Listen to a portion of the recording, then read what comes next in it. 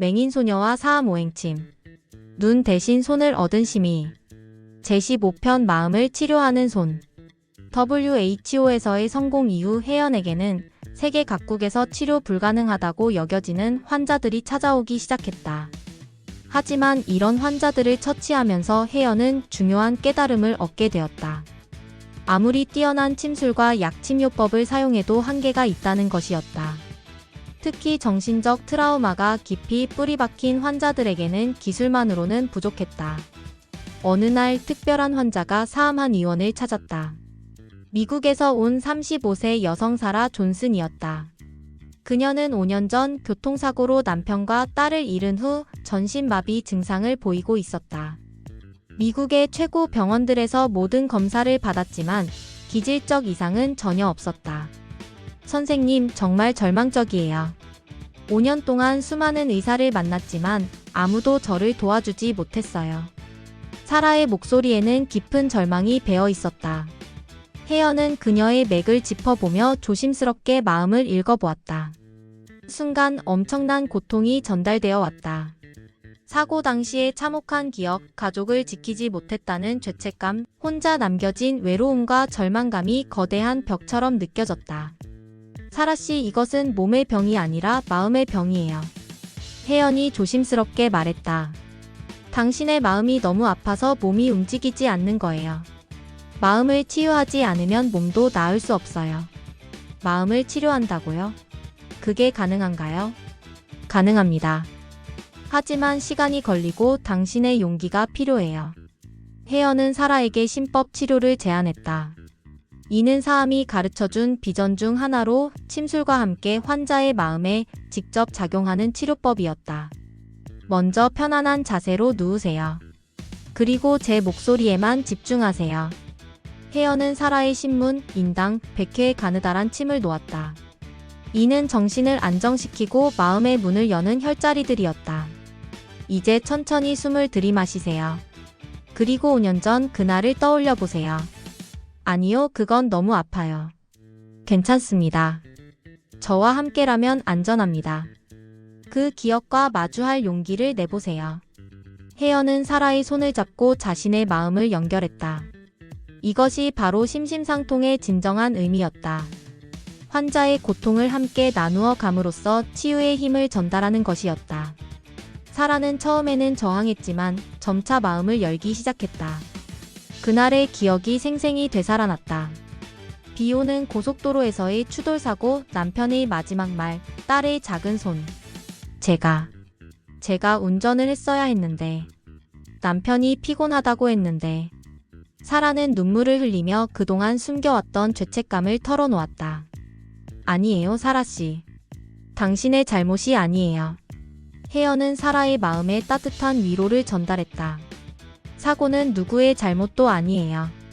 남편과 딸도 당신을 원망하지 않을 거예요. 오히려 당신이 행복하기를 바랄 거예요. 이런 치료를 일주일간 매일 지속했다. 혜연은 사라의 마음 깊숙이 자리 잡은 트라우마를 하나씩 풀어주었다. 동시에 정화는 기혈순환을 돕는 약침을 병행했다.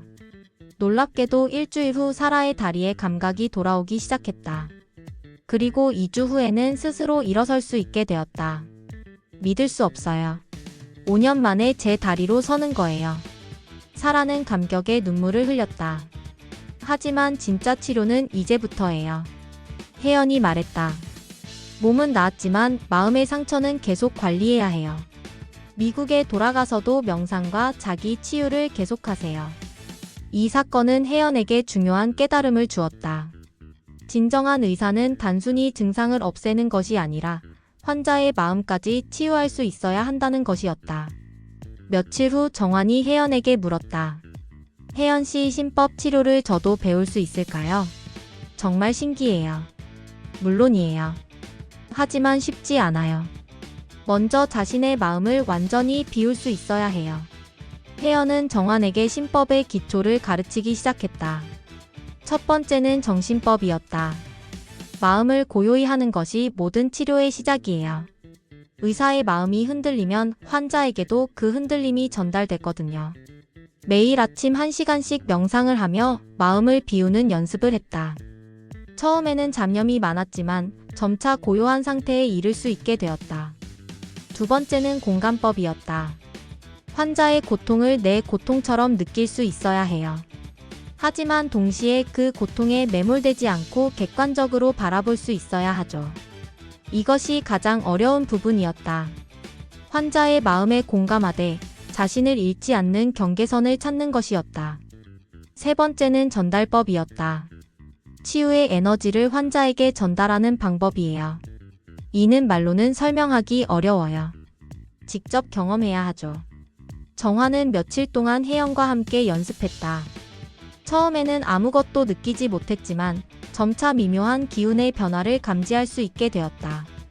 한 달 후 정환도 간단한 신법 치료를 할 수 있게 되었다. 불면증이나 우울증 같은 가벼운 정신적 증상은 혼자서도 치료할 수 있게 된 것이었다.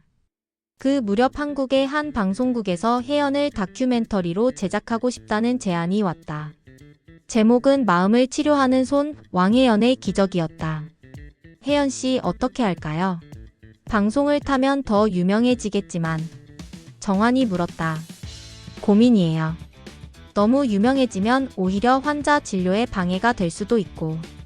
하지만 결국 혜연은 방송 출연을 결정했다. 더 많은 사람들에게 신법 치료의 가능성을 알리고 싶었기 때문이었다. 방송 촬영은 3일에 걸쳐 진행되었다.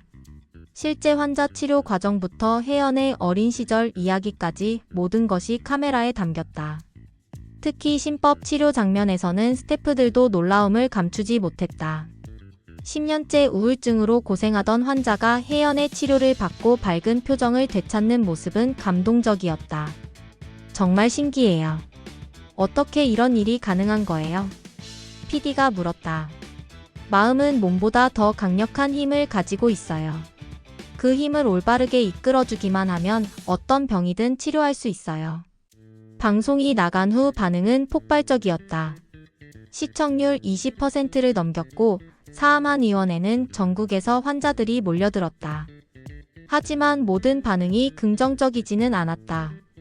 일부 의료계에서는 비과학적이라는 비판이 제기되었다. 마음으로 병을 고친다는 것은 미신이다. 환자들에게 잘못된 희망을 주는 것은 위험하다. 하지만 혜연은 흔들리지 않았다. 실제로 치료받은 환자들의 증언이 가장 강력한 증거였기 때문이었다. 어느 날 혜연은 사암의 영정 앞에서 혼자 시간을 보냈다. 선생님, 제가 올바른 길을 가고 있는 걸까요? 바람에 촛불이 흔들렸지만 혜연의 마음에는 사암의 답변이 들려오는 것 같았다. 마음으로 치료하는 것이 의사의 최고 경지다. 계속 그 길을 걸어라. 25세가 된 혜연은 이제 진정한 시미가 되어 있었다. 손끝으로 몸을 치료하고 마음으로 영혼을 치유하는 의사. 사암이 꿈꾸었던 제자의 모습이었다. 하지만 혜연은 알고 있었다. 이것은 끝이 아니라 새로운 시작이라는 것을. 더 많은 사람들을 돕기 위해, 더 깊은 경지에 이르기 위해 끊임없이 정진해야 한다는 것을.